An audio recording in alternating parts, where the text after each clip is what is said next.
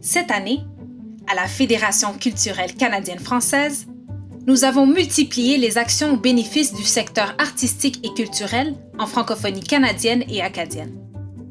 Action politique. Nous avons inscrit nos priorités dans la loi. Grâce à notre action politique, 2 projets de loi historiques tiennent désormais compte des réalités et des besoins de nos milieux. La loi sur les langues officielles reconnaîtra les arts et la culture en tant que secteur essentiel, et la loi sur la radiodiffusion favorisera les contenus francophones et la visibilité de nos créations culturelles. Représentation. Nous avons travaillé à élargir le filet social pour nos artistes et nos travailleuses et travailleurs culturels.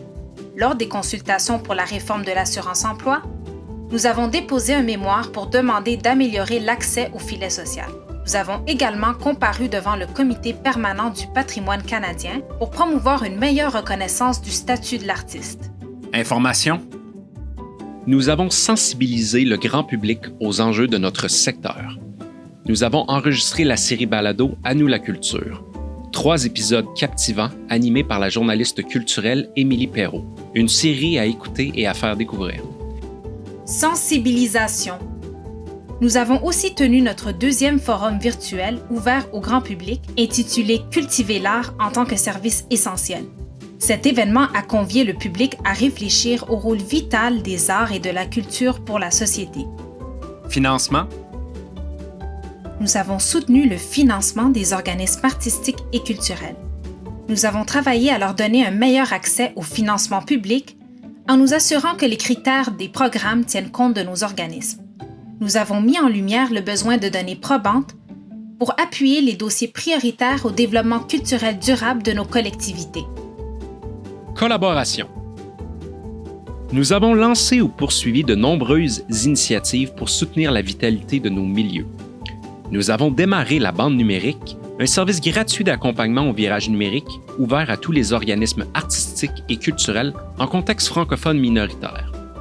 Avec l'appui du Secrétariat du Québec aux relations canadiennes, nous avons mis sur pied l'accélérateur TADA, un carrefour de collaboration artistique et culturelle entre les francophonies du Canada, de l'Acadie et du Québec. Éducation. Notre programme Passepart a financé des activités culturelles et artistiques dans plus de 94% des écoles francophones en situation linguistique minoritaire, touchant 170 000 élèves.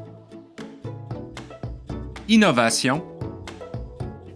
Les 7 équipes audacieuses de la Rucher, notre laboratoire d'éducation artistique, ont célébré 2 ans d'innovation, 6 prototypes de services et un essaim de nouvelles solutions pour développer l'enseignement des arts. Communication.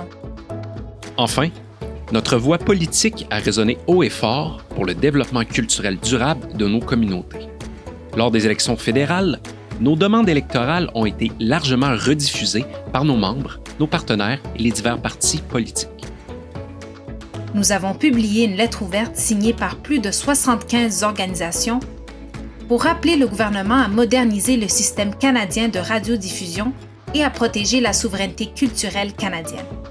Merci à nos membres, à nos partenaires et à tous nos alliés des milieux des arts, de la culture et de l'éducation. Votre leadership et votre détermination sont au cœur de nos succès.